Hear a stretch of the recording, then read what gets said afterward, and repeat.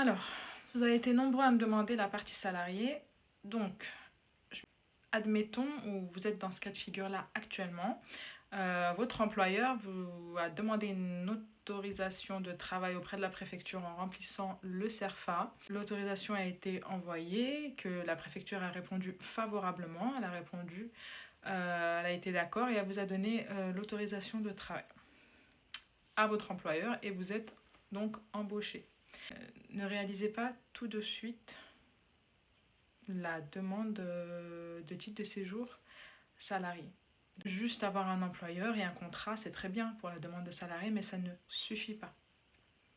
La préfecture va quand même regarder et étudier votre dossier de manière globale. Elle va regarder votre ancienneté en France, elle va regarder votre niveau de français, elle va regarder, bref, toutes vos situations, votre intégration, tout.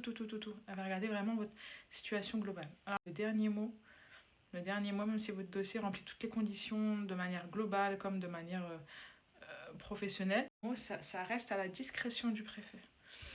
À la discrétion du préfet, la décision finale reste à sa discrétion. S'il refuse, il refuse. Il aura le droit. C'est totalement stipulé dans les textes de loi que la décision pour la régularisation par le travail reste à la discrétion du préfet. Écris-moi en commentaire si tu veux une partie 2 salariés qui explique le nombre de fiches de paye à apporter pour le dossier de régularisation pour la demande de titre de séjour. Ou alors une partie 2 bien salariés qui sont actuellement en emploi mais qui ne sont pas dans un métier en tension. Et enfin, écris-moi partie 2 intégration si tu veux que je te montre les preuves à fournir en termes d'intégration, en termes de niveau de langue française, tout ce qui est annexe à la situation professionnelle.